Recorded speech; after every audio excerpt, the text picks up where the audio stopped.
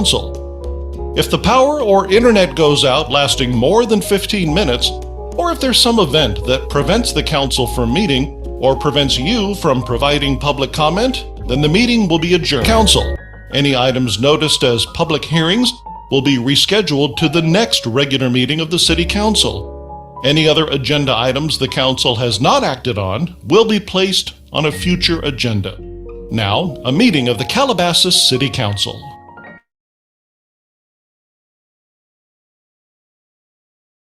Good evening. I'd like to call to order the October 26, 2022 City of Calabasas regularly scheduled council meeting. I'm Mayor Pro Tem David J. Shapiro, and I'm joined by council members Vizagian, Weintraub, and Kraut, as well as our staff. Mayor Maurer could not join us tonight, but we are proceeding and wishing her well. Tonight, the Pledge of Allegiance will be led by our building official, Sparky Cohen.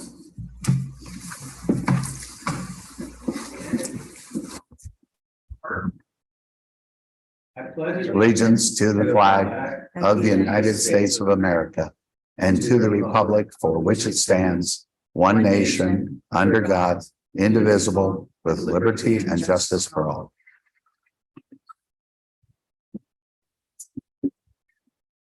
May I have a motion to approve the agenda with modification to move item 8 after consent? So moved. Second that. Madam Clerk, please proceed with a roll call vote. Councilmember Kraut. Aye. Councilmember Vizagian. Aye. Councilmember Weintraub. Aye. Mayor Pro Tem Shapiro. Yes. Carries 4-0. Thank you. We met in closed session prior to this meeting. Does the city attorney have anything to report out? Yes, Mayor Pro Tem.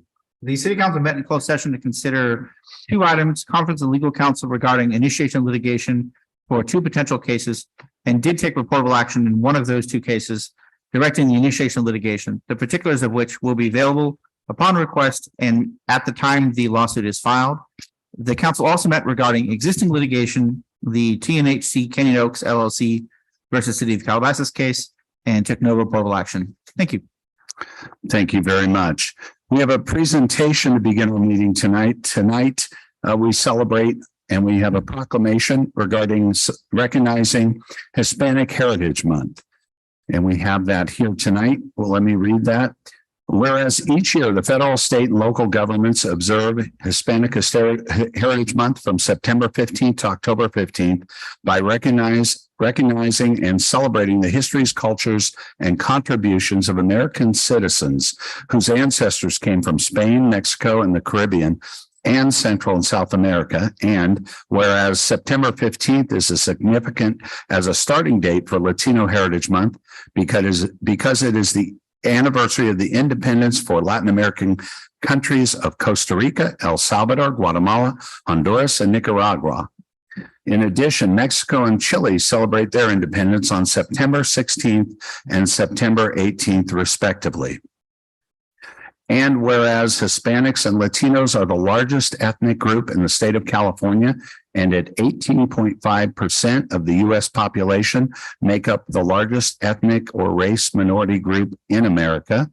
And whereas Hispanics and Latinos have and continue to serve as civil rights leaders, educators, public servants, business owners, activists, artists, colleagues, friends, and much more in our community and across the world. And their values, service to others, nonviolence, acceptance of all people, respect for life and the environment, and celebrating community are also America's values. And whereas Hispanics and Latinos continue to enrich our nation's character, shape our common future, and affirm the narrative of American unity and progress. And whereas during National Hispanic Heritage Month, we celebrate Hispanic culture, honor the invaluable ways Hispanics contribute to our common goals, and work towards a stronger, more inclusive, more prosperous society for all. And whereas the city of Calabasas wishes to recognize Hispanic Heritage Month each year, now therefore the city of Calabasas does hereby proclaim September 15th, 2022 through October 15th, 2022 Hispanic Heritage Month, and encourages all citizens to recognize the significance of Hispanic heritage and history in our nation and city.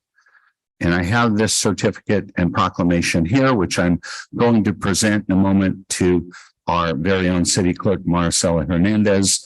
But before that, are there any council comments? Anyone wish to make a comment? No. Okay, then I will present this to our city clerk on behalf of all our city staff who work so hard and all the members of the community who do so.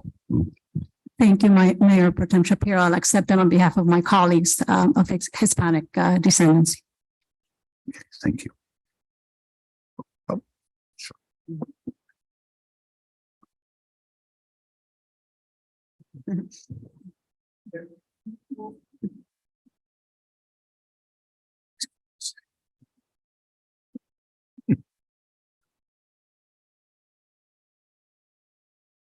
Okay, next we move to council.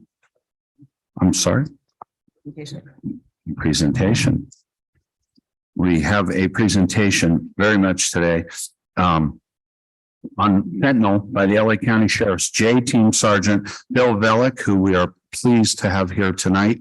Sergeant Velick, would you like to come forward and present to us on a very important subject? Thank you. Good evening. Thanks for having me tonight. And I'm a sergeant with the Los Angeles Sheriff Station, currently assigned to the juvenile intervention team. And here to talk to you guys about fentanyl, among one of the things that we deal with. First, what is fentanyl? Fentanyl is a synthetic opiate that was first developed as a painkiller.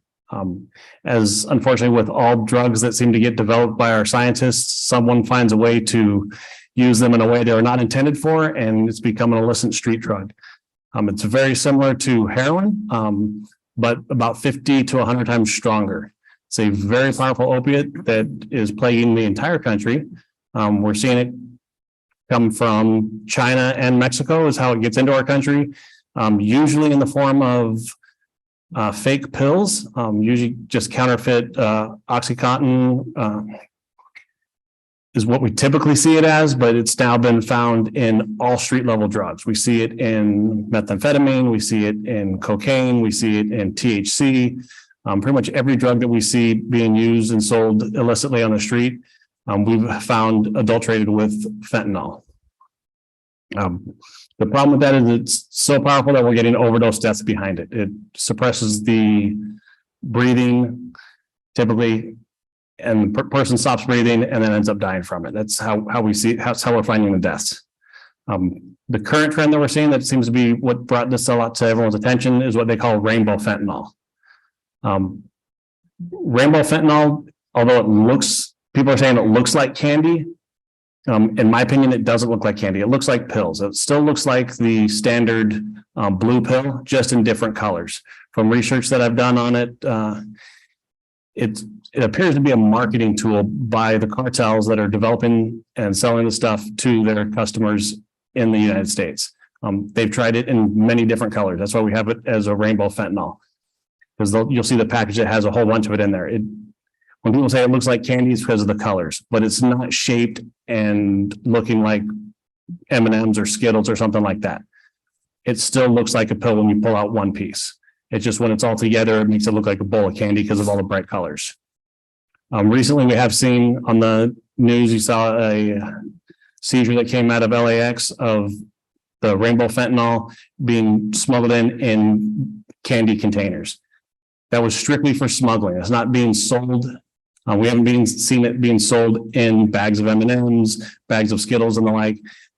It was used just for smuggling. So when it went through the X-ray machines, a bag of candy has a whole bunch of little things in it. It still looks like a bag of candy. It was a way they were trying to smuggle it into the country.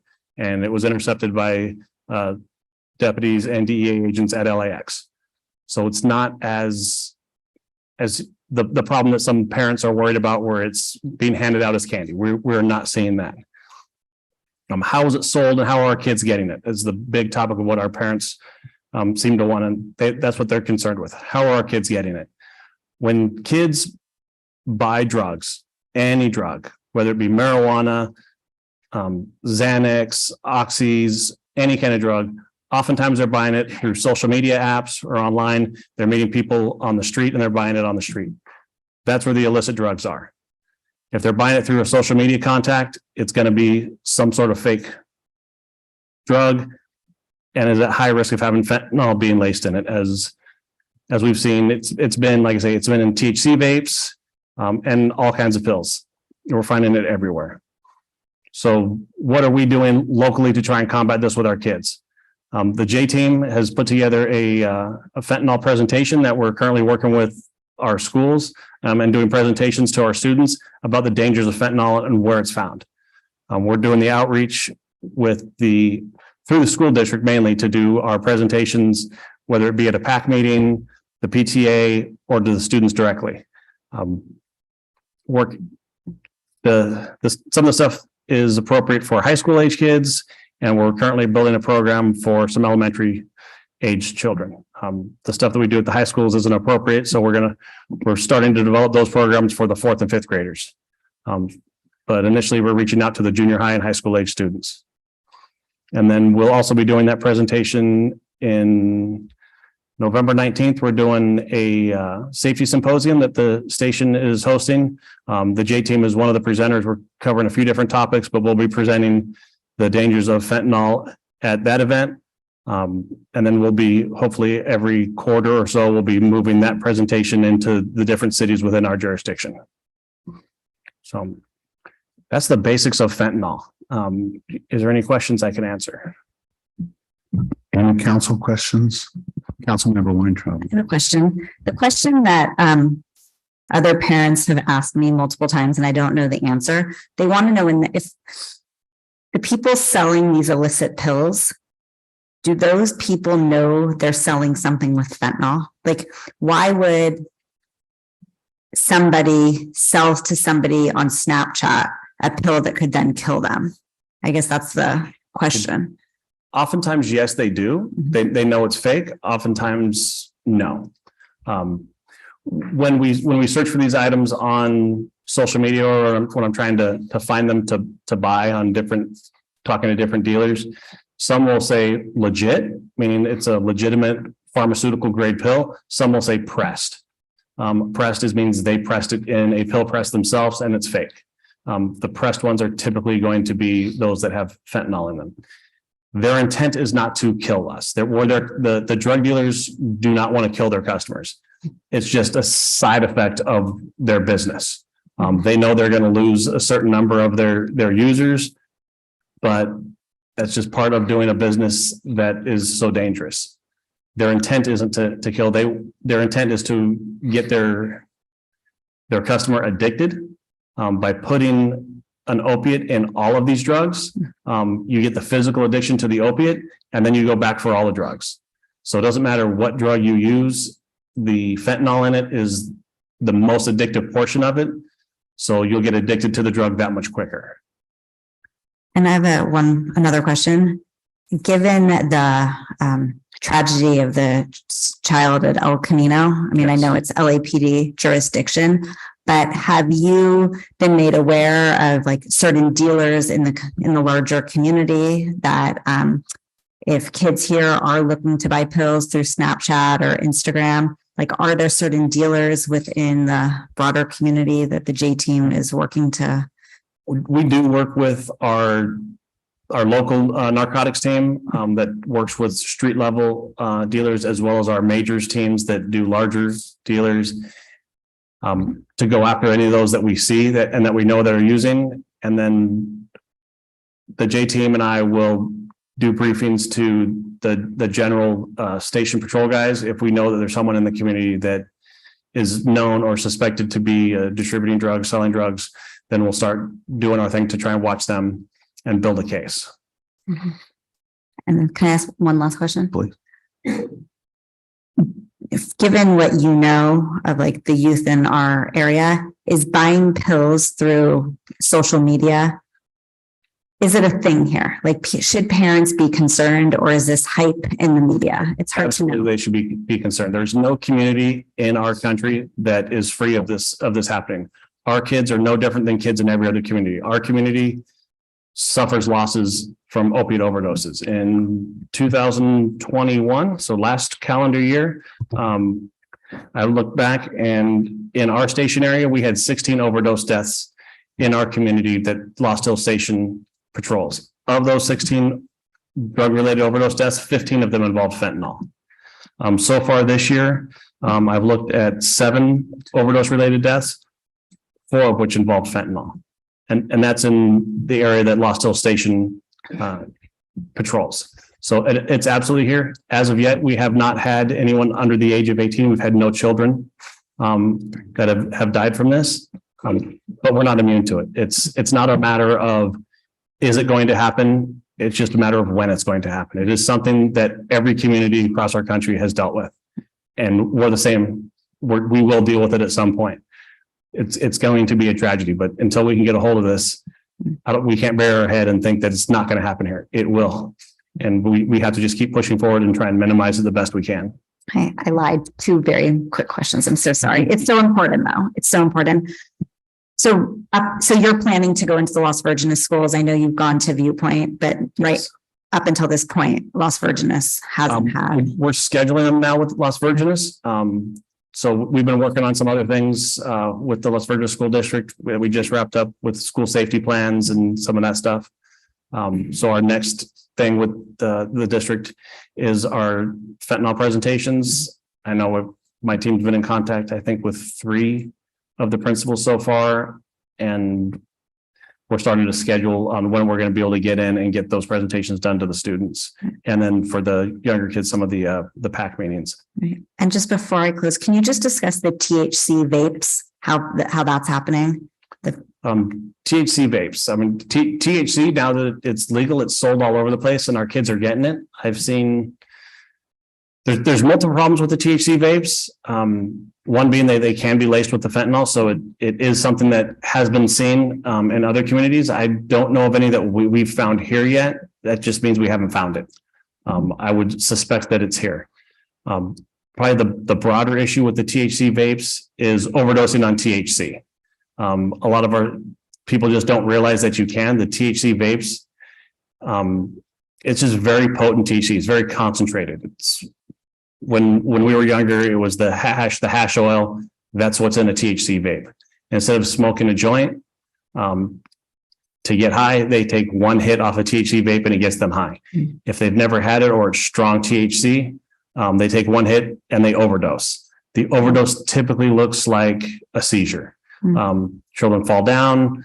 They just start having what appears to be a seizure, and it's from the overdose. They have difficult breathing. They start vomiting. All those things happen. The kids that they're with freak out, run away. Sometimes they call help. Sometimes they don't. So hopefully they call and get the help, and we can get them off to the hospital. And again, they're buying that stuff online. They're going, because they can't buy it legally. I have had an occasion where a child has got it out of their parents' stash because the parents use the THC vapes because it is an acceptable recreational drug at this point. It's something that we have. So when I was younger, kids raided the alcohol cabinet. Kids today raid mom and dad's THC cabinet. It's things that exist in people's homes. So parents need to talk to their friends' parents or the children's parents and make sure that they're all on the same page, that THC doesn't exist in anybody's house. Because if your kids are going over to someone else's house and they're using THC, your kids might get into it. Once they enjoy it, then they might try and buy it off the street because they can't go buy it legally, and then they're at risk of the other items. Hope that wasn't too long. No, I appreciate this so much. Thank you very much. Thank you. Any other council questions? No, thank you. Okay. Councilmember Kraft. Yes, just one. Is Narcan effective against a fentanyl overdose? And should other than first responders be prepared with that? Could you tell us something about that? Fentanyl does work against, or Narcan does work on fentanyl. Although fentanyl is stronger than the heroin, it's still an opiate. So Narcan, which is an antagonist to the opiate, will help them. We carry Narcan. The school districts, I believe USD has deployed it on campus. I know they were working on it. I think they've already got it. So it's widely available. There's plenty of drug addicts that have it and keep it with them. We talk to drug addicts on occasion about, safe use and having someone watch out for them while they use their drugs so that they don't die. So anyone I believe can have it. I don't think you need a prescription for it. You can get it. And if someone in your family uses opiates and illegal drugs like that, absolutely, you should have some on hand to try and save their life. Thank you. Thank you very much for being here. And I know we've spoken with you in a meeting. We're looking forward to working together with our city. Could you just quickly go over the 19th? You're going to have the event at Lost Hill Station, so we can let the public remind them of what that is and they can attend. Yes, the safety symposium, it's going to be in Westlake at one of their community rooms. It's going to be at it's their city hall. That's going to be November 19th, starts at 9 o'clock. Every hour we're doing a different topic. At 9 is going to be the J team, where we're going to be covering what the J team does and the fentanyl and drug topic. At 10 o'clock, we're going to have someone from our detective bureau talking about the residential burglaries and other types of property crimes that are plaguing our cities. And at 11 o'clock, we're going to be talking about emergency preparedness, whether it be earthquakes or wildfires. And during that, at 10 o'clock, from 10 to 2, we're going to have a resource fair that's going to have some vendors that talk about home security. We're going to have some folks that can give some information about fentanyl and drug use. And then we'll have some booths there also set up for your the emergency preparedness stuff. Thank you. Sounds great. Thank you. And we're looking forward to having that here as we discuss as well. Before I let you go, Madam Clerk, are there any members of the public wishing to speak on this item? Yes, Mayor Pro Tem Shapiro, John Sawara. Welcome, John.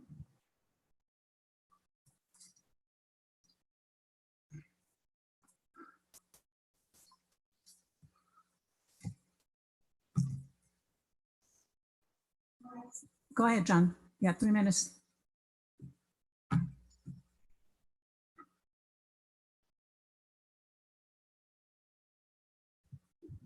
John, please unmute yourself.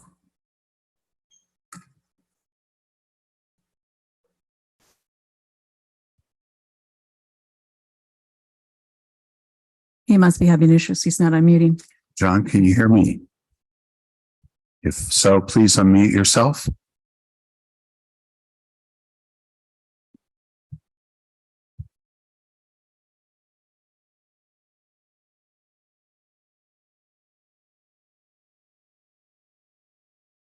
John, we'll take you out and bring you back again.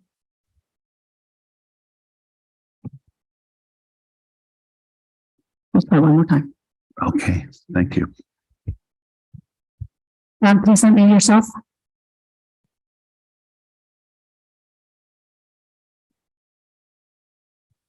Apparently it's not working, Mayor Pro Tem Shapiro. Okay.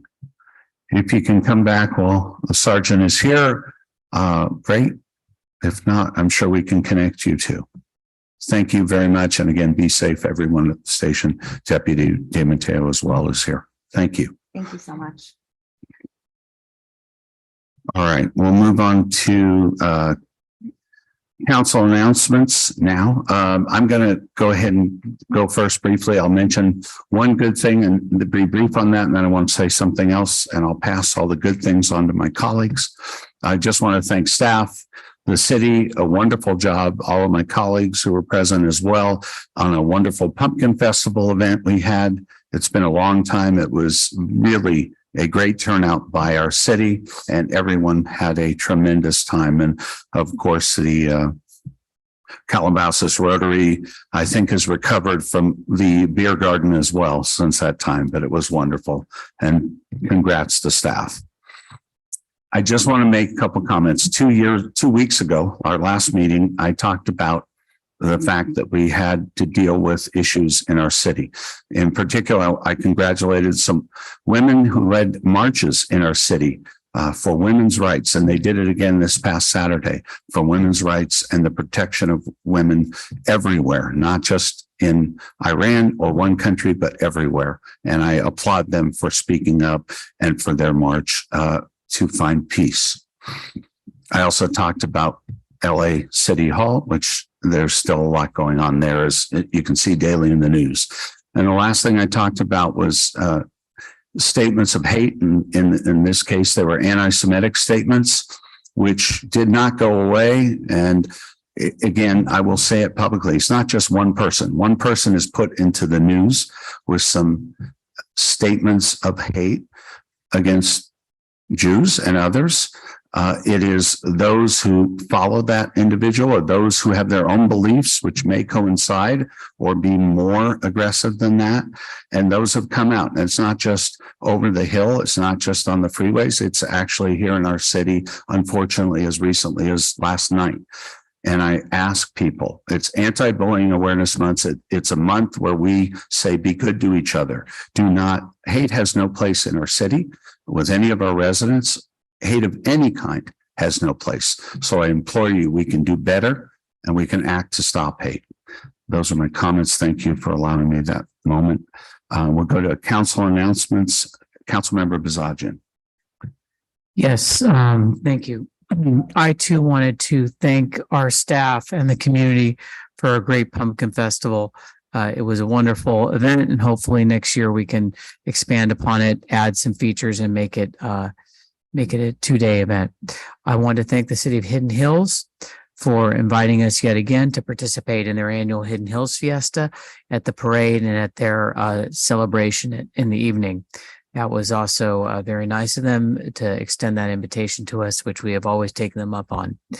And finally, I want to wish everybody a happy Halloween, my favorite holiday. It gives me an opportunity to wear my famous Halloween ties, this being my little ghost line here.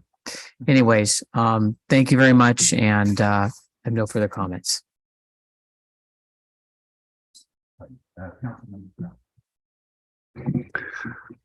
Thank you. I too want to take a moment here and echo the sentiments of Mayor Pro Tem David Shapiro. We need to condemn hate on all levels. Anti-Semitic rants by celebrities that seem to have a larger voice than us can sometimes drown out the whole and the good and the people of Calabasas and this great country.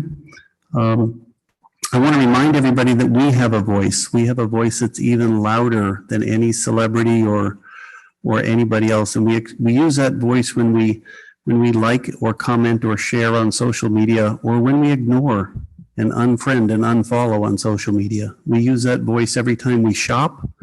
We use that voice every time we associate with somebody or interact with somebody. We use that voice every time we vote. And I want to encourage everybody to speak that voice. And the voice is anything but hate.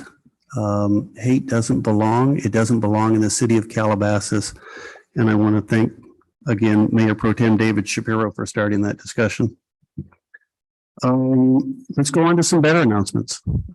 We do have some great stuff coming up. Tomorrow night, there is a chamber forum for the city council candidates. It's tomorrow night at 6 p.m.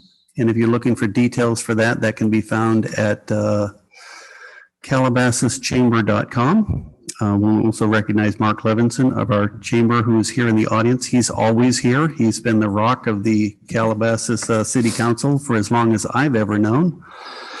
The other thing I should announce as well is that our Audi dealer next Wednesday is having a grand opening, celebrating their expansion, and it's a beautiful facility. So we'll be able to celebrate that with them next Wednesday.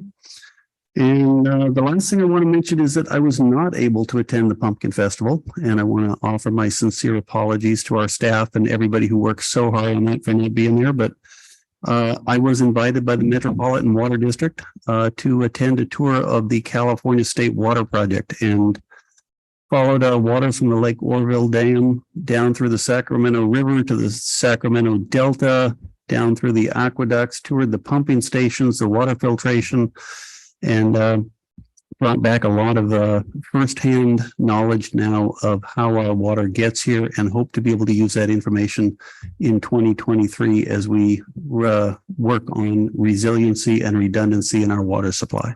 Thank you.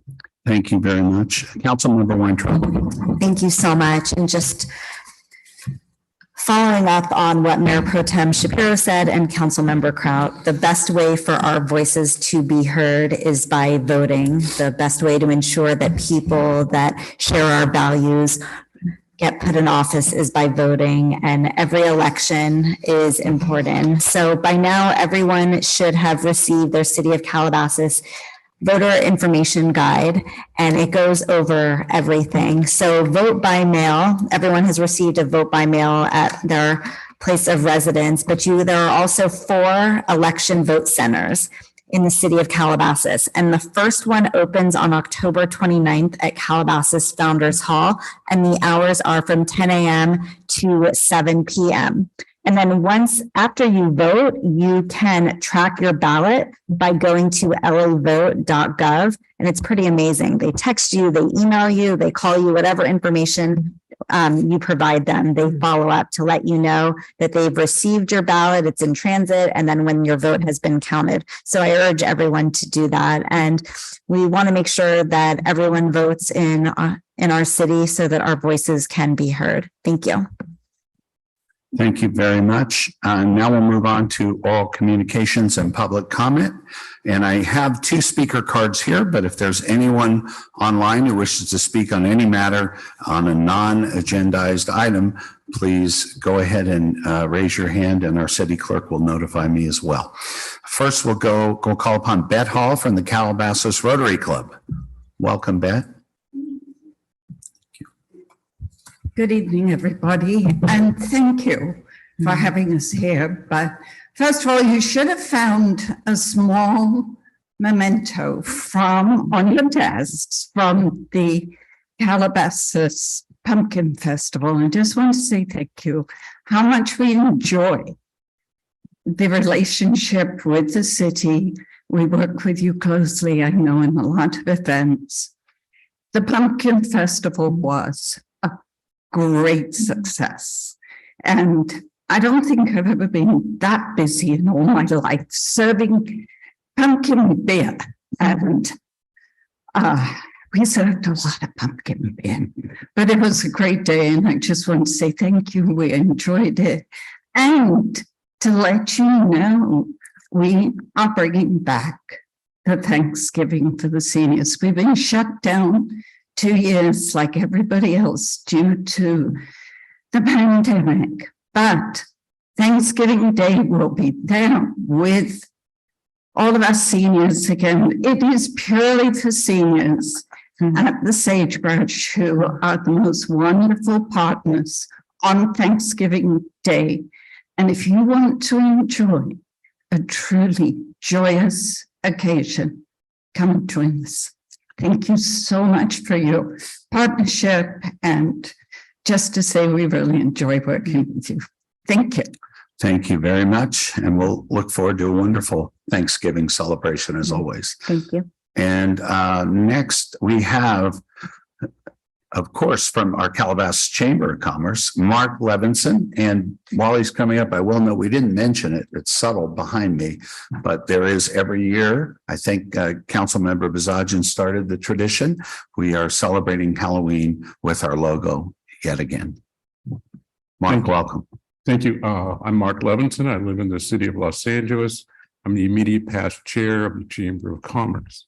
I have some of my announcements and comments are actually been mentioned before, but I'm going to mention them again. I think the most important thing coming up for all the citizens is the right to vote. And if you don't vote, you're not exercising your rights and your ability to comment and select our future leaders. And in that same vein, tomorrow night, the Chamber is sponsoring a candidate forum, and it's going to be on Zoom, on TV, not in person, although the candidates will be in person. And that's going to be at 6 p.m. Encourage everyone to tune in, learn what the candidates have to say, and pick their brains, learn their comments on the issues before all of us, not just in the city, but in the surrounding community as well. The Education Committee, which is going to meet on November 9th at 10, also is going to discuss fentanyl, and we have an expert on that who's been in the administration for a number of years, 3 times. And fentanyl is a huge problem for all of us. And so as many times as you can hear advice, comments, please listen to them. The more interesting things, at our networking breakfast, which is November 17, our sponsor is the Commons, and the Commons are sponsoring because they want to know what the people of Calabasas think of additions, expansions to the Commons. So they're there to listen to your comments, listen to your desires, to learn how better to serve the community. So that's a good partnership going there. I was at the Pumpkin Festival, and I can tell you I had a wonderful time. People were there, kids were there, parents were there having a great time. There were displays, food, number of rides and activities for the kids, pumpkin painting, which was huge. Just if you watch the kids, you would see how much fun they're having. And lastly, yes, we are pleased to say that Audi is having a celebration on November 2 from 5 to 7. It's their grand opening. Certainly welcome the community, a new car distributor. And again, thank you for allowing me to present.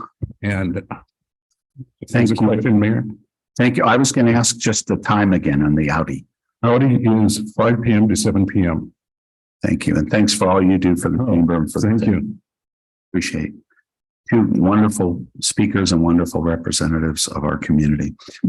Madam Clerk, are there any members of the public wishing to speak during public comment, non-agendized items? No, Mayor Potential Chair. We'll move on to consent items. Do any of my colleagues wish to pull any of the items 1 to 6? I'd like to pull 3 and 5 for some comments. Okay. Councilmember Zajan, anyone else? All right, why don't we go ahead to 3? Yes, Please.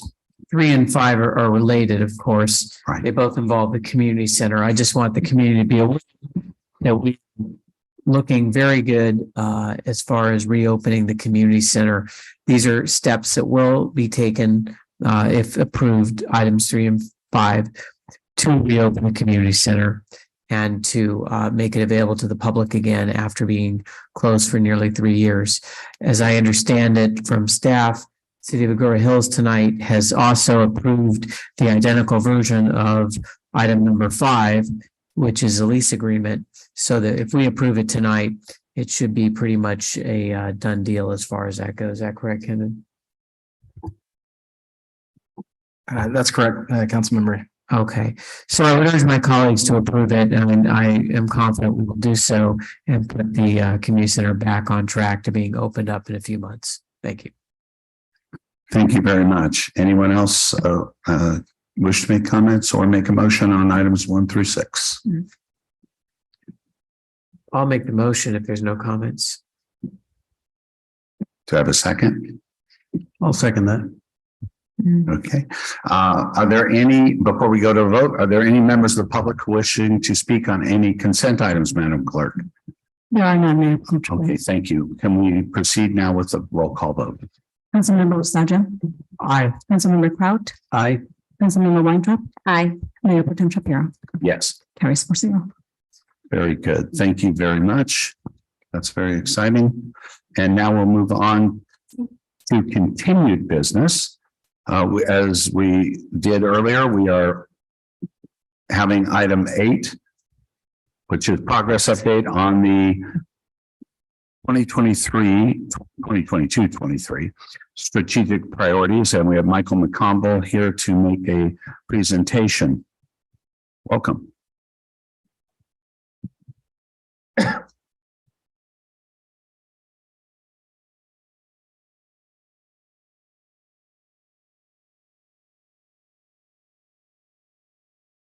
Thank you, Mayor Pro Tem Shapiro and members of the City Council. This item before you tonight is a progress update on fiscal year 22-23 strategic priorities. In regards to requested formal action, this is simply a receive and file progress update. To provide a bit of background, on April 13, 2022, the City Council formally adopted 6 strategic priorities for the 2022-23 fiscal year. These priorities serve to highlight the city's policy areas of focus and to align specific objectives in support of the city's mission. The 6 priorities you see before you are environmental leadership, fiscal resiliency, public safety and emergency preparedness, recreation, youth and senior services, organizational excellence, and development and infrastructure. The accompanying 2022-23 work plan outlines staff action items and due dates toward the accomplishment of 12 objectives to be carried out by the end of the fiscal year. The staff will be using and are continuing to use the work plan to properly allocate city resources as well as staff time, while also measuring project performance and staff deliverables throughout the year. 2 items before getting into the strategic priorities update.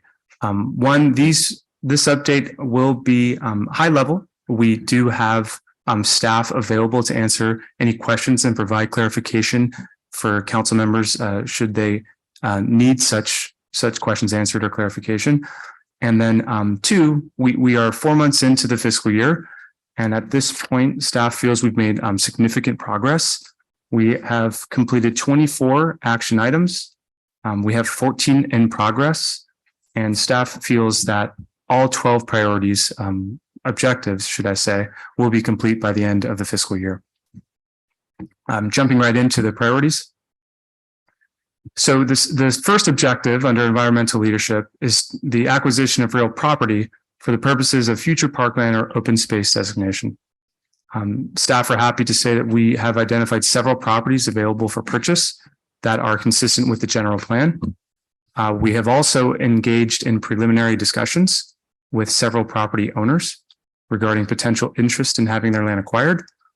And we will take that information to the Open Space Task Force to be convened before the end of November for discussion and acquisition recommendations to commissions and city council. Moving on to objective 2, we are being tasked with developing a plan to outline strategies to increase the city's drought preparedness, local water self-reliance, and planting of native vegetation. So as the city knows, we are leading and have met or exceeded all water reduction requirements. All potable water areas of landscape were reduced to 1 day per week, and all reclaim areas to 3 days a week. In June, the City Council approved staff and sustainability task force recommendations for water conservation and drought tolerant planting. And then another highlight, there is currently a redesign of 5 city maintained landscape areas that are currently in process, should I say. Under fiscal resiliency priority, we have objective number 3. This is the creation of an economic development plan to attract businesses, fill vacant properties, and promote the advantages of conducting business in Calabasas. The Community Development Department is formally assigned to liaison with the city's economic development partners. We are happy to have recently had them spotlight the benefits of conducting business in Calabasas at a July Valley Economic Alliance Forum. The city coordinated with the Calabasas Chamber of Commerce and Calabasas Film Festival to allow the Civic Center to host their recent events. And then finally, as a side note, should I say, the city is behind schedule on both conducting a business satisfaction survey and dedicating a step-by-step guide on how to start a business in Calabasas. We do hope that gets shored up with the recent hirings within the Chamber of Commerce. Moving on to public safety and emergency preparedness. Objective 4 is to conduct a feasibility study regarding the stationing of cell towers on publicly owned sites to expand coverage areas. In August, our community development staff met with the wireless task force to recommend 9 potential city-owned properties that could accommodate these wireless facilities. And a request for proposals was subsequently published in September, which will conclude at the end of December. Moving on to objective number 5, the city is being tasked to develop a readiness and education initiative for earthquake and fire emergencies, and to also support home hardening programs, fire safe councils, and emergency equipment procurement. In October, and in coordination with LA County Office of Emergency Management, Zone Haven was formally launched for Las Virgenes, Malibu, Cog cities. City staff has produced 5 short videos with LA County Fire to educate residents on the benefits of home hardening and defensible space. And then finally, city staff is regularly meeting with EPIC, typically on a monthly basis, to coordinate on emergency preparedness matters. Excuse me, continuing with objective 5. In June, solar battery backup was installed at the city's repeater site. City staff are finalizing plans to provide internet and remote access upgrades to the city's AM radio station as well. In October, staff presented draft initial spending procurement recommendations to the Public Safety and Emergency Preparedness Task Force. This final initial spending recommendations will be presented to the City Council in the first calendar quarter of 2023. Unfortunately, the Mobile Emergency Operations Center has been backordered until at least the second quarter of 2023 due to supply chain issues.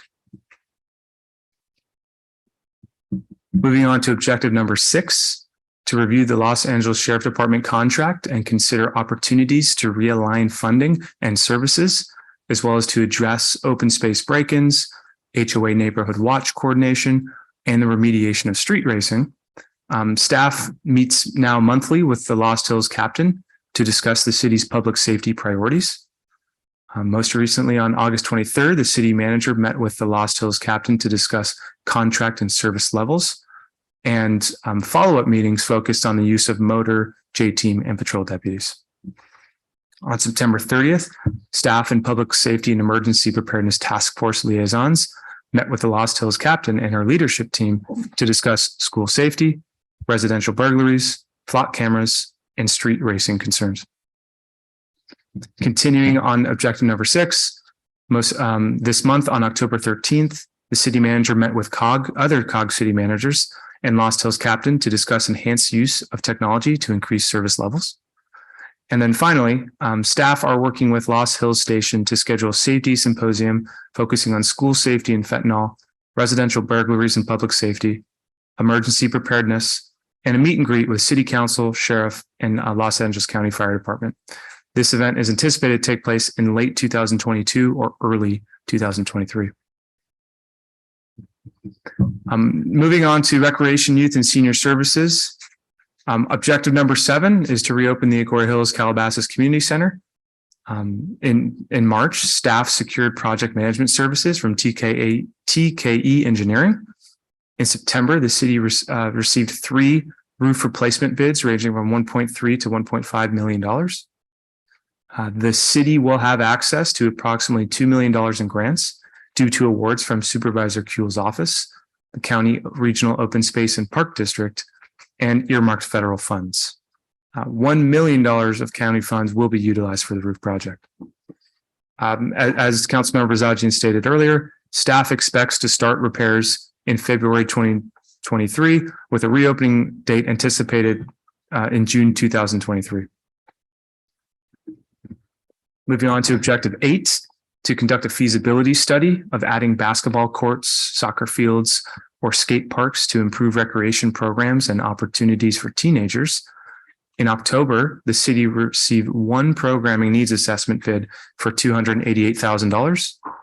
Due to the higher than anticipated proposal costs, city staff is reviewing alternative funding sources or reduced scope. For objective 9, upgrading playground equipment, trails, and pathways at city parks. In September, the Gates Canyon budget and replacement plan was approved by the City Council. The city has also appropriated $1.2 million for fiscal year 22-23 for the replacement of play structures at Gates Canyon, Danza Park, Wild Walnut, and Freedom Parks. The public engagement process has begun for input on both Gates Canyon and Wild Walnut play structure replacement as well. Estimates for Danza play structure replacement are being solicited currently, and staff are collaborating with Braywood HOA and on the future access and play structure at Freedom Park. On to objective 10, to complete a full and permanent build out of Wild Walnut Park to include a dog and children's park. In August, staff presented a modified site plan to the City Council. Direction was provided to revise the site plan further, seek public input, and present to Parks, Recreation, and Education Commission. The City Council also approved moving approximately $700,000 in CIP funding from fiscal years 23 and 24 into 22 for a total of $800,000 for the project. Staff is currently conducting public outreach on proposed site plan modifications, and they expect to bid the construction of the project in January 23. Moving on to development infrastructure priority policy area.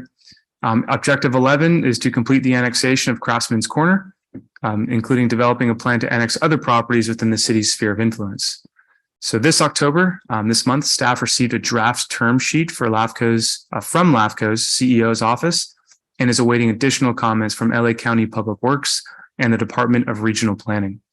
The timeline for potential final review and approval by pertinent county and LAFCO bodies is established by each respective body, but city staff again feels that final review at least and potentially approval should occur before the end of the fiscal year.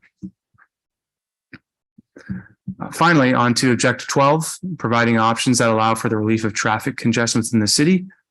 In August, staff presented the final local roadway safety plan and recommended projects to the City Council. Top priorities was citywide traffic signal safety improvements. In September, staff applied for $45,000 in highway safety improvement program funds, and the notice of awards are expected to the city is expected to be notified by December 2022. At that time, the City Council will be apprised of the funded programs. That concludes the update. Again, high-level update. There is no formal action requested of the City Council at this time, but we do have staff available for questions should the council like to inquire further on any of these items. Thank you very much for that report. Madam Clerk, are there any members of the public wishing to speak on this item? There are none, Mayor Pro Tem Shapiro. Okay. And then I'll go to council comments or questions, starting with Councilmember Kraft. Thank you very much for that report, Michael. Two questions came to mind as we were going through it. The first one is on the question of reclaimed water. We've reduced to 3 days a week. What was it before that? Before we reduced? I believe Robert's on. I'm going to defer to that. You want Robert? Okay, we'll bring him in.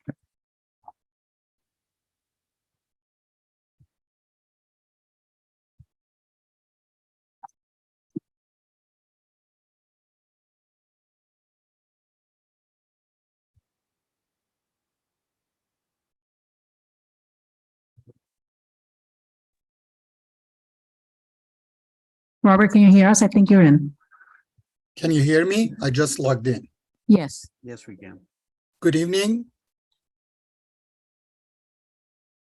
Good Can you hear me? Robert, if I could just restate the question, we have a report that we have reduced our reclaimed water areas to 3 days a week. I was wondering, what were they before we reduced them? Different area had different, some of the areas, especially grass area, were 5 days a week. We had 4 days a week. So depending on the location, like pocket parks with the grass, they had 5 days a week. So we minimize all of those to 3 days, and we have certain area that we do only 2 days a week that was allowed by water district. Okay. Appreciate that answer. I just want to emphasize that even though it's not potable water, the reclaimed water is supplemented with our potable water, especially during the summer months. And so everything we can do to save reclaimed water is almost as important as our savings in potable water. Agree. Thank you for that. My second item of a question, I guess I should say, is on the annexation of Craftsman's Corner. It was noted that staff received a draft term sheet from LAFCO CEO's office, but it didn't indicate any action we took after receiving that. Has that been reviewed and approved by us, or have we issued red lines for it, or what's the next step in that on our part? And Mayor Pro Tem, can I address that one? Yes, please. So thanks to Councilmember Kraut. Yeah, we received that just a few weeks ago, and it has been sent to our city attorney. Community Development has been preparing some comments. We haven't scheduled that for review in closed session with the city council yet, because we're still waiting for two other departments from the county to provide comments, so the Department of Public Works and their Department of Planning. So we anticipated a few more changes or edits on their end. And so once we get those, we'll be able to respond accordingly, also then bring it back to a closed session, probably in January is what we're hoping. Okay, but it sounds like our edits are ready to go when theirs are. We've already started working on those. That's correct. Great, thank you. Yeah. That's all I had. Thank you very much. Councilmember Weintraub. If you can go to objective number 6 on public safety and emergency preparedness. So I know we've had a bunch of meetings, but we're still having situations in our communities relating to the issues that are addressed in here, especially regarding open space break-ins and street racing. So I'm wondering how we can develop like concrete steps to help on these. Like, we're having a lot of great meetings with some like big picture ideas, but what can we do to deal with the immediate issues facing us?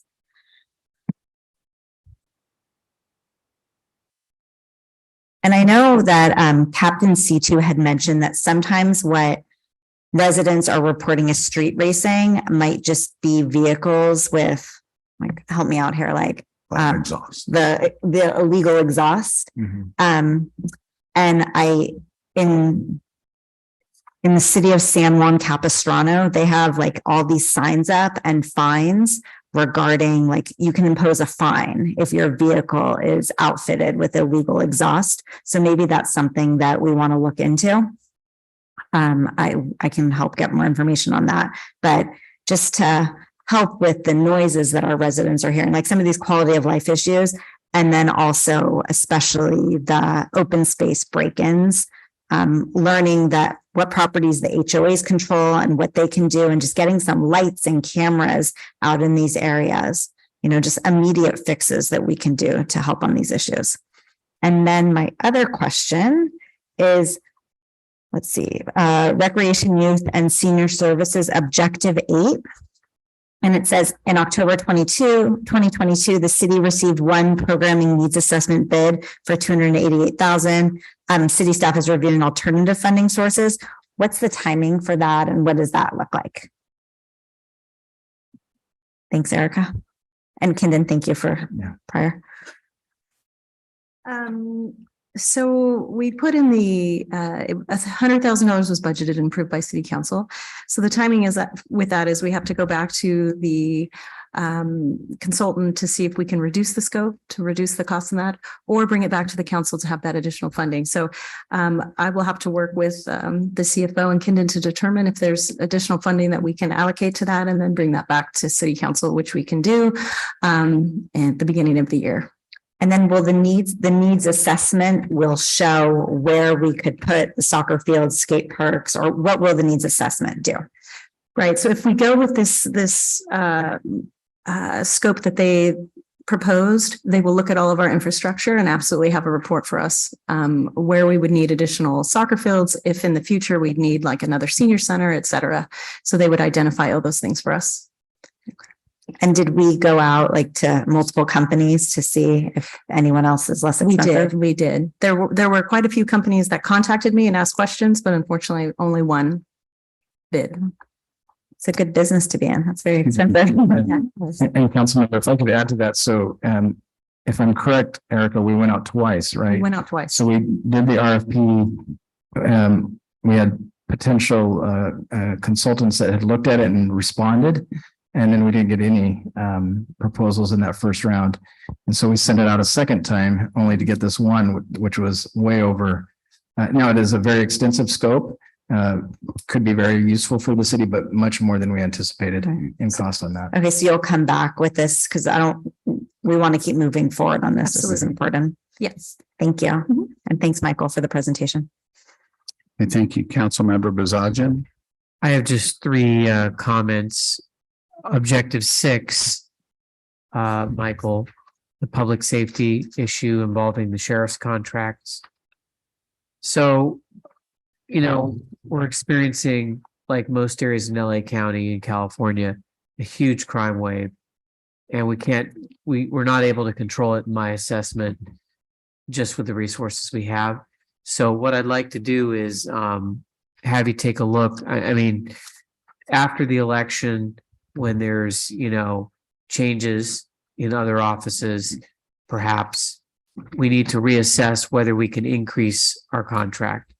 And I would like that at least to be considered as a future agenda item, because right now, as everybody knows, we can't increase our contract. The sheriff's department won't give us additional services even if we pay for it. They put a freeze on it. I have a feeling after the election that may change. There'll be a different composition on the board for sure of supervisors and maybe a new sheriff. But whatever the combination is, it may be where that thought is rethunk. So that's number one. Number two, Objective 7, the community center. I want to reemphasize to staff how important that is. As I recall, it received one of the highest vote totals of anything on the entire survey. Maybe the second highest of anything, maybe. That's what I'm thinking. But the highest in its category. So I want to make sure we're on top of that. And the council is kept abreast of any issues that arise that may delay it beyond what we know are going to be the natural delays. I did have a question, Kendon. Now that the lease agreement's been approved, are we so the community center employees will be our employees. That's going to necessitate hiring. When do we plan on hiring these individuals? And what model are we going to use for that? Also, how does that work in with the community needs assessment survey that's going out? And could you explain to the public what that is? You want to start out with that, Erica? Yes. So the hiring, if all goes well, we're looking at around December to start that process so we can have people on board by April and open by our determined either late spring or early summer. And then the needs assessment, yes, that would determine for our department long-term if there's additional staff that would be needed depending on what those results of that report would be. If the survey is going to be done when? So the consultant, if we go that route and it goes to council and we get that approved, we could start that. But that we would hope to do that concurrently with the maintenance of the community center so we can find out what the programming needs are and then assist us with programming that along with staffing.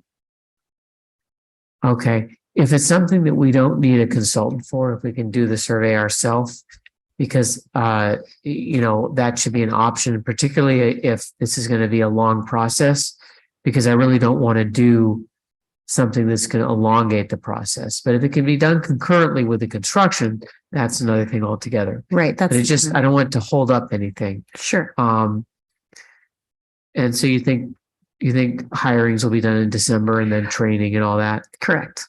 Okay. Thank you. And just to clarify that we'll start the recruitments in December. Right. That's what I meant. That's what I meant. Any other questions, Councilmember Bazagian? Oh, I'm sorry. Yes, item 11, objective 11, the annexations. I know it's not all our doing, all these delays, but it seems like this annexation has, and thank you, Erica, for answering my questions.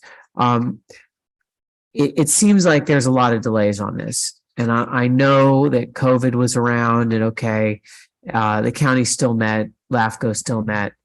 I just sense a little reluctance on their part to expedite this. So it would be helpful if we did everything we could on our end and not make any excuse for anyone to delay the annexation any further. Because as I believe, Michael, I'm sorry. Didn't mean to call you Michael. I believe that we're not allowed to submit more than one annexation at a time, correct? As I recall, we can have more than one annexation pending at the same time, just not to the same area. So any given area of land has to be only in one proposal at a time. Oh, okay. Well, then I was wrong. I thought that each city could only do one annexation at a time. Now, I believe you can have more than one at a time, but I'll confirm to make sure I have the most recent LEFCO policies. Okay. Because after that's done, one of the reasons I'm asking for this is because there are a couple small little pockets that we put aside that have been pending for years and years and years. They're probably less important, but we all know what they are because they were publicly discussed before. And there is a list, and we should reprioritize the list maybe now. But I know that we've gotten some inquiries from various areas as well. So let's try to do what we can to expedite the Craftsman's Corner. Matthew. Understood. Okay. And Michael, did you want to chime in? Sorry.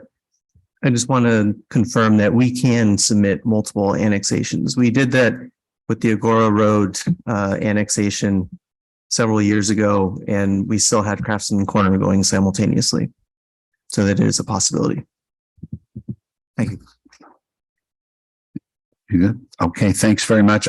Before my comment, I want to thank Erica and staff for a great job at the Pumpkin Festival. I did not do that earlier properly, but we talked about your department, so thank you. With regard to environmental leadership, and that's two. We talk about all the items, and Councilmember Kraut brought up some good points, and I know there's more to be done. My focus or question was on the local water self-reliance, which is not just the reclaimed water, but I'd like to see us in the coming year at least make some headway, and this is myself, towards future plans to protect our region to help us become more self-reliant. And that may take many years, but if we don't start the process soon, it will take even longer. So that's something I'd like to see. I thought that was something we all discussed actually during the strategic planning. And other than that, the comments and questions by my colleagues have been great. This is a really good report. I would like to see or ask when this is going to come back next again to council for an update. Early next year? We're going to be returning every 4 months. Every 4 months. Fantastic. Great. Thank you very much. Thanks for the report and the information and all the comments as well. Anyone else have other questions before I go? I believe there's some hands raised that we might have had some difficulty getting through. Is there, Madam Clerk, are there any members of the public wishing to speak on this item? Yes, Mayor Pro Tem Shapiro, Rosa Besser. Okay, may we please speak to, is it Rosa alone or does she have her four-legged friend with her?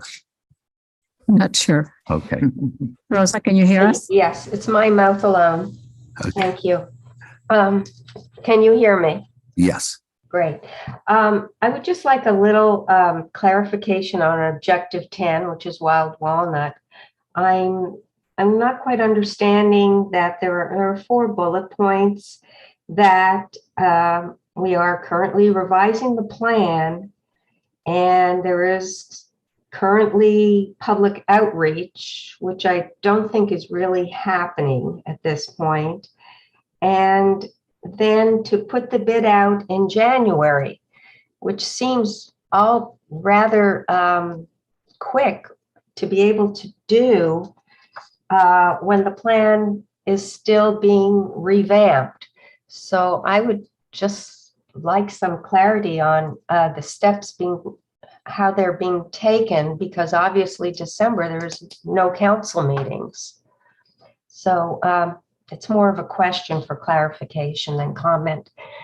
Thank you. Thanks very much. We as council can't respond, but it's possible either maybe Erica or Michael or Kenton could give a little insight into that. I know I've driven by and there's a lot of activity going on there. Sure. So at this time, the plan is being revised as council directed. We will have public engagement meetings scheduled for early next month. So by saying that they're currently going on, the flyers being finalized, we will post that probably within the next day or so. And the plans have been completed and are ready for public input. So that's where we are with that. We are trying to do it as quick as possible so we can get construction and the bid out as soon as we can. And that will come back to council to award that contractor at the beginning of the year. Thank you very much. I appreciate the updated information. Are there any other public speakers wishing to speak on this matter? There are none. Okay. And this is a receive and file item, so I'll say thank you very much, and we will look forward to the updated information early next year. Thank you. Well, does anyone need a break, or are we okay to go ahead? I'd like a little break. All right, let's take a 10-minute break. Will that work? Till it'll be back at 8:25. Thanks very much. Okay, we call the meeting back to order at 8:25. We'll move now to item number 7. This is a public hearing for consideration of the following matter. Consideration of ordinance 2022-400 adopting the California Code of Regulations, Title 24 of the 2022 California Building Standards Code, Parts 1 through 12 with local amendments thereto, and the International Property Maintenance Code. Madam Clerk, has the proof of posting and publication been filed for this public hearing? Yes, Mr. Mayor Pro Tem, we received no public comment. However, we don't have anyone from community development here to present. I think they stepped away, so we need to hold off for a minute. Okay, well, the public hearing is still open, and hopefully they will be back soon. There is no one on public comment right now, so how's everybody doing ahead of Halloween? Good? Okay. All right.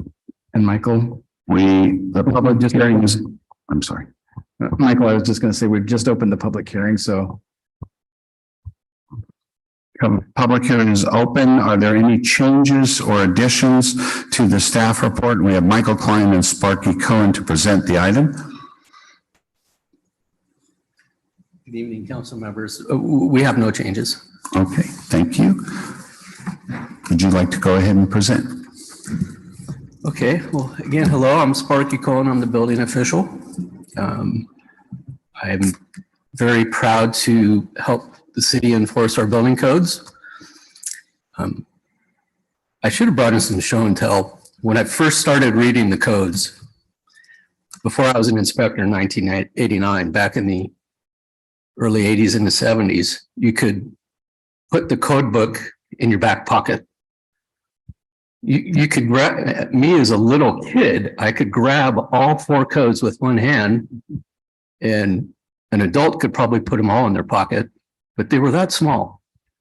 And the administrative provisions of the code are relatively the same as they've been since the first code was published in 1929. So I guess what I'm trying to say is the intent of the code stays the same today. Unfortunately, the codes, if we lined them up on this desk in the dais, would go from me to the city attorney. And the intent is somewhat lost in a lot of the sections, but if we know the original intent, we can do some good. And that's one of the reasons why we're not proposing any amendments. The intent of the codes are still there. Our ultimate goal is to protect lives. And that's it. It's real important, but your personal property and your belongings are secondary. We can replace your home, but we can't replace your loved ones. Every 3 years, the codes change. The California Building Standards Commission, a commission appointed by our governor, is our body of folks that promulgate the codes. They publish those codes in July of the given triennial year, and they become effective the following January 1st. Whether you adopted the codes or not, those codes would be effective. The optics of that would be horrible, and we try to take our codes serious, and that's why we're here before you today. If we amend the codes, if we add anything to that extremely long volume of standards, we have to have a very good reason for it. Geological, climatic, topographical. If buildings were falling down in Calabasas, we'd probably have a good reason to amend our building code, but they're not. The current amendments we have that we're bringing in front of you again, really the major amendment, maybe it didn't have to be amendment. It was a health and safety code law that got put in place by elected officials, and it ordered every city in the state to come up with an expedited process to issue small solar permits and vehicle charging stations. I'm proud to say we already work at light speed, but we did memorialize our process and we amended the code accordingly. So there's one amendment you have in front of you. Another amendment that's important is if we did have an emergency such as an earthquake, we're going to have a lot of buildings that people are going to need to get out and look at. There'll be rapid assessments. In the first 48 hours, you're really looking at your team right here at this desk and maybe the few inspectors we have on hand. But after the first 48 hours, we'll probably get some help. We'll get mutual aid.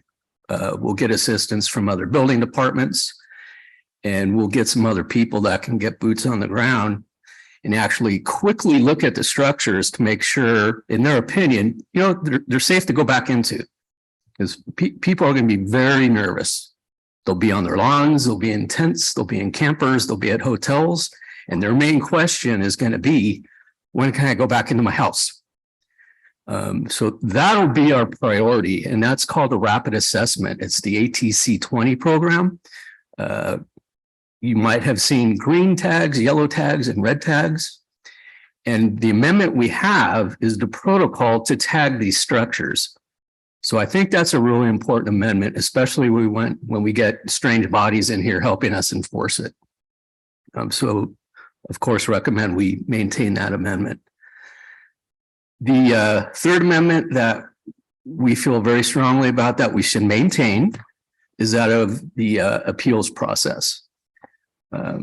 Big cities have appeal boards in place. They meet periodically because they have something to meet about. Well, we just don't see appeals here in our city. So to have a standing body to meet over a non-issue doesn't make sense. So if we see an appeal, our amendment empowers the city manager to establish an appeal body. And those would be people with expertise in the given subject that's being appealed. So I think that's a quality amendment to maintain. And it also allows you flexibility to get different bodies in place depending on the appeal at hand. Get people with expert knowledge in the particular subject. Last, the new amendment we're putting in front of you, I do feel very strongly about. There's a lot of residents in this community that will feel very strongly about it too. And that's the stalled project or the or unlawful project.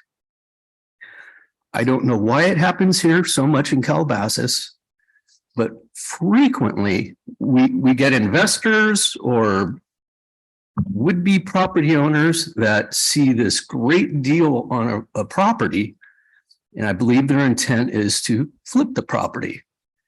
And they frequently immediately go in and they do what we call gutting the home to the studs. I mean, and some of these homes are really nice. I mean, multi-million-dollar homes are getting stripped down to the studs without the appropriate approvals from the city, without planning department approvals, without building and safety approvals.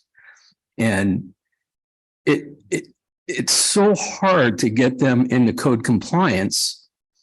And when it happens in an area that's somewhat dense for Calabasas standards, it really impacts the neighbors. We recently had one that started right around COVID, and the gentleman found this home that he thought was just a bargain. He immediately went in, tore the house down to the studs, tore out some bearing walls. He removed all the landscaping and the hardscaping down to the dirt. And it's instead of hauling all the dirt away in a professional manner, most of that dirt ended up in the street. It layered the street from curb to curb, and probably for hundreds of yards. And just to get him to clean up the street was extremely difficult, let alone to get him in the permit process. And his neighborly ways didn't stop. He continued to work after hours, 8 o'clock at night, 9 o'clock at night, Saturdays and Sundays. The code enforcement responses that went to that one house was just extraordinary. And yes, we had to get the city prosecutor involved as well. A really, really difficult process to get into compliance. And he's not in compliance yet. In fact, he lost the home to the bank. So we have a new owner, it's the bank. This was pretty much a 2.5-year process. And yes, he did get active permits, but we didn't have the tools to speed him up, to get him into compliance quicker. And as noted, if I could jump in briefly, particular code enforcement cases aside, the idea is to put additional tools on the table so that we can stop folks who come in, flip a house and have no permits and no intention to comply.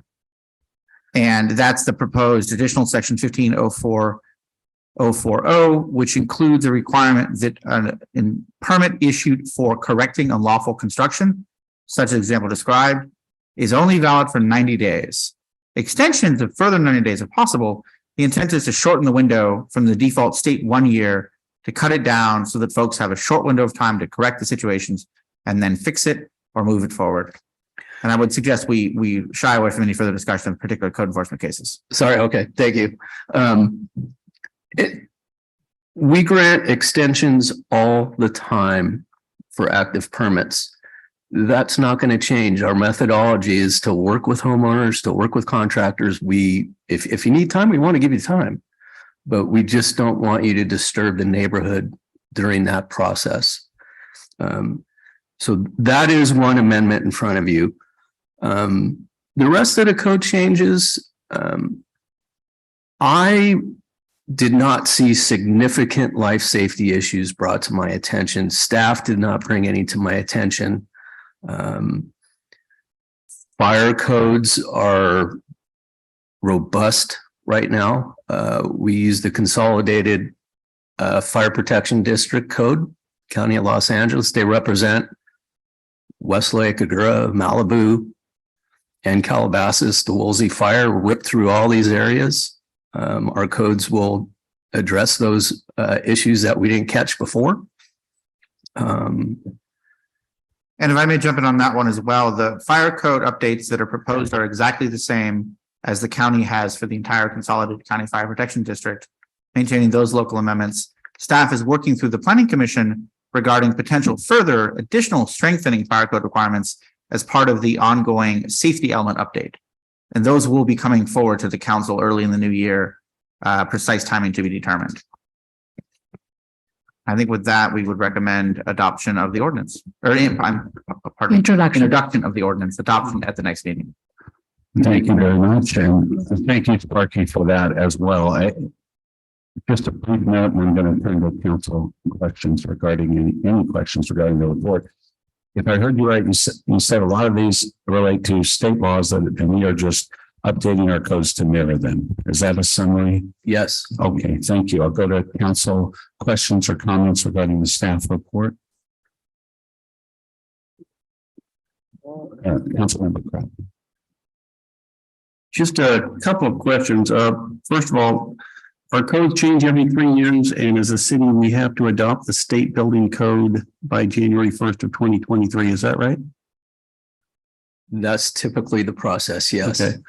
As I understand it, we can make local amendments more stringent than the California code, but only when we have a specific local reason for doing so. For what's called a building standard, which is code criteria, an example, that egress door, the minimum width is 3 foot wide. If we wanted to make an amendment and say we want it 4 foot wide, we'd have to have a good reason.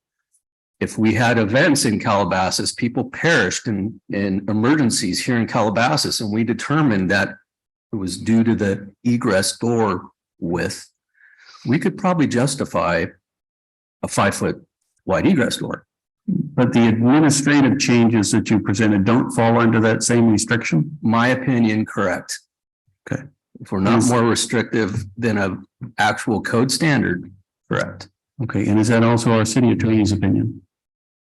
Yes, although I would note, we also have drafted findings that justify the administrative regulations.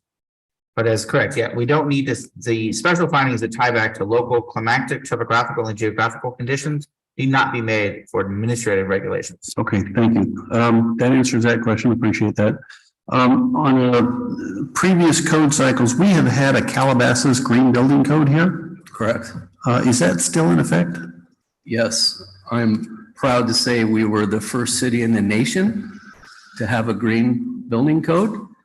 When the state of California first drafted the green building code, we actually worked with the Building Standards Commission, and we were a guinea pig department. And I say this to staff, I have them in a headlock and I'm giving them the business. It's one thing to have codes that we can line up from this desk all the way around to the city attorney. But it's another thing to have an administrative process to actually administer those codes. The building codes are tremendously thin in administrative processes. So the green building code had no administrative process, but I think we adopted a pretty good one. We actually took that show on the road and gave demonstrations to colleges, students, other cities. We were really successful with our code. And then the state caught up, then other cities caught up. Our goal was really to educate people to say, look, there's other ways to do this, think green. But I believe the green building code is now robust. We still also have the lead provision in our municipal code for commercial buildings.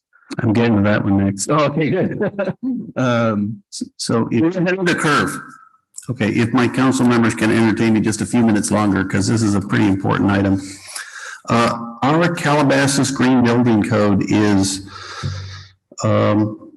redundant at best compared to the California State Green Building Code, which is now in effect and is mandatory that we adopt it. So we now have 2 green building codes that try to achieve the same goal, in that they require low use fixtures, they require electrical outlets that disconnect when they're not in use. We have multiple switching requirements for our lighting and daylighting and all of these things that are in the California Green Building Code. And we're still also trying to enforce the Calabasas Green Building Code, which was a great thing in its time, but it's now outdated. And in addition, it references LEED. And which LEED standard does it reference?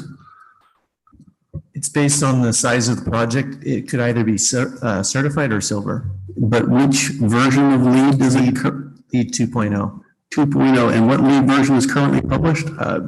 I believe 4 or 5. So we are many years behind. We are so many versions out of date. So our applicants have to not only comply with the state green building code, they have to do an additional checklist for our Calabasas green building code.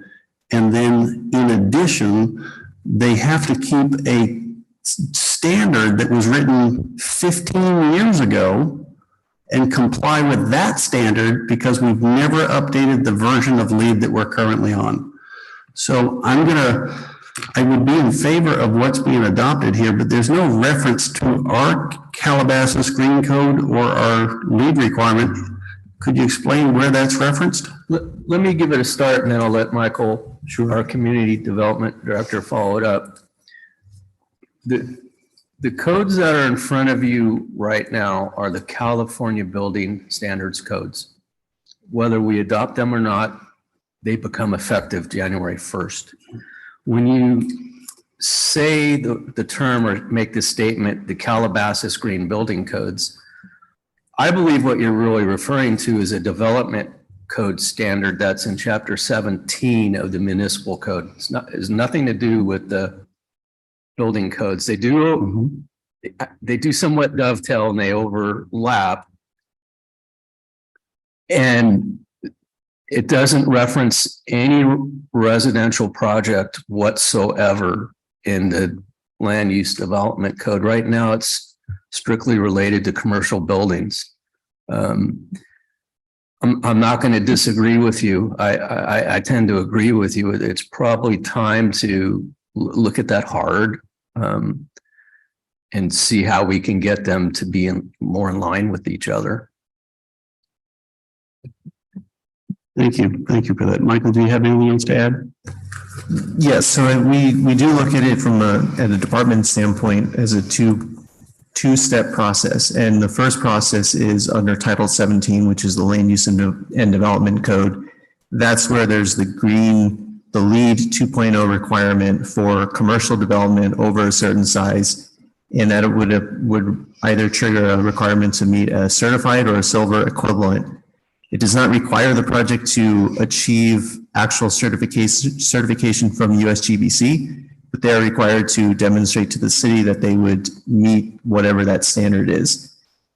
From a planning standpoint, what would happen is during the entitlement phase, the applicant would submit a checklist that is vetted by staff and confirm that it's viable. And that checklist would then be part of that application process. If the project is approved and the entitlements are issued, then they would submit to building and safety, and through the building and safety plan check process and building permit issuance, they would be required to meet the California Green Building Code requirements that are in front of the council tonight under Title 15 of the Municipal Code. Simultaneously, the project applicant would also have to, as a condition of approval, provide additional documentation to planning staff that they have met the LEED requirement that they are required to meet for the commercial component. And in order to get a final certificate of occupancy, they'll have to demonstrate that they have met that LEED requirement. And that is a separate process from the Building and Safety Green Code requirement. Okay, thank you. So with that, I would just like to sum up and say that I am in favor of moving this building code amendment forward here, adopting the California State Building Codes and the amendments that were presented to us. But I really implore the council, we need to get an action item on our agenda to look at the development code, which has got green building and LEED requirements that are redundant 15 years ago compared to the green building standards code that the California state has issued and mandated we follow already. So to streamline the process and still maintain that high quality of green building, I believe we can look at that, and I'd encourage us to go back and do that. Thank you. Sounds like a future agenda item coming up at the end of the meeting tonight. Councilmember Weintraub.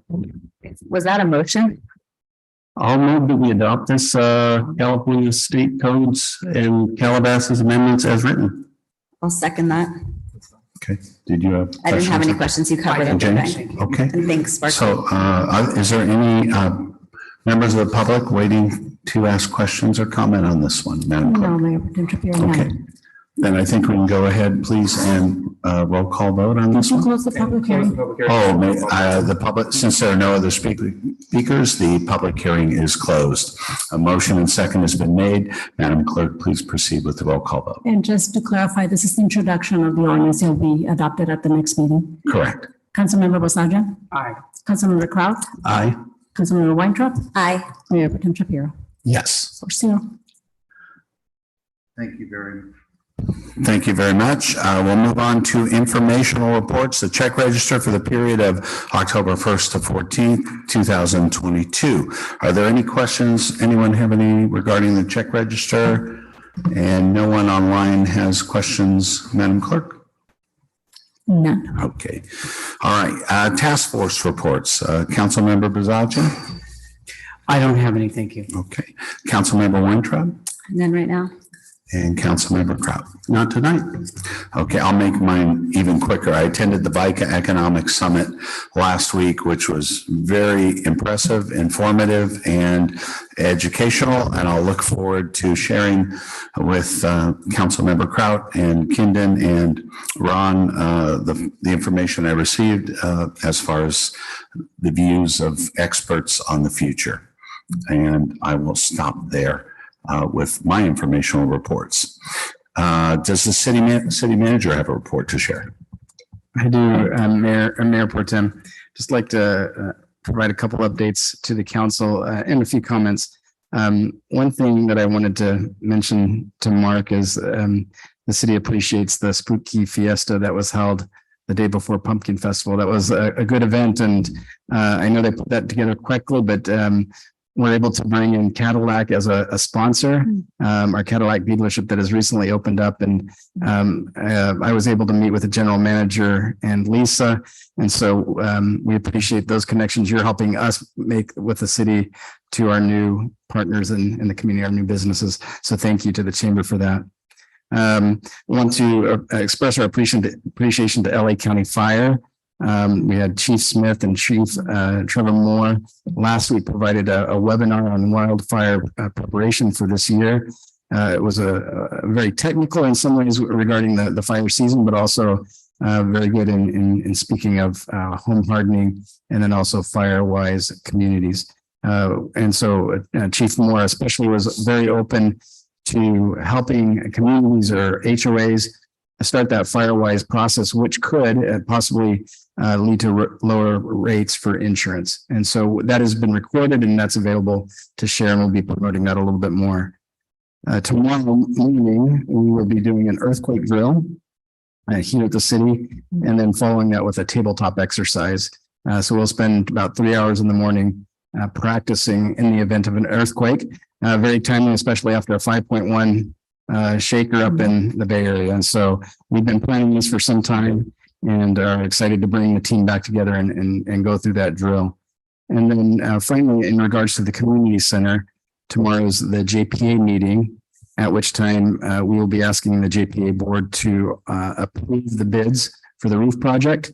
And once those bids are approved, we're excited to start moving forward with securing material and the work on that project. And that's all I have, council members. That's great. Thank you very much. And I'll start with Councilmember Kraut with requests for future agenda and information items. I would like to request a future agenda item that we consider repealing or updating the development code requirements for green building and LEED. And I will join in that request, so that we'll look forward to that. Any other requests? Any other Councilmember Bazagian? Future agenda? No, thank you. Okay. Councilmember Weintraub? I think I brought it up as we were speaking earlier, just looking at if it's a noise ordinance or just some things. I'm interested in what other cities are doing with the fact that we can't add to our sheriff's contract right now. Like, how are other cities handling these issues that are impacting communities with rises in crime? So. And I'll also support that as a future agenda item. And can I just say something really quick? This information that we received tonight on fentanyl awareness is really great. So maybe we can put it out on our website, social media. On the back are emoji drug codes and just some great resources. So I'm really appreciative that we had that presentation tonight. So thank you. All right, seeing nothing else, we will move to adjourn this meeting, and the city council will adjourn to a regular meeting scheduled next on Wednesday, November 9th, 2022 at 7 p.m. and wish everybody a safe and happy Halloween.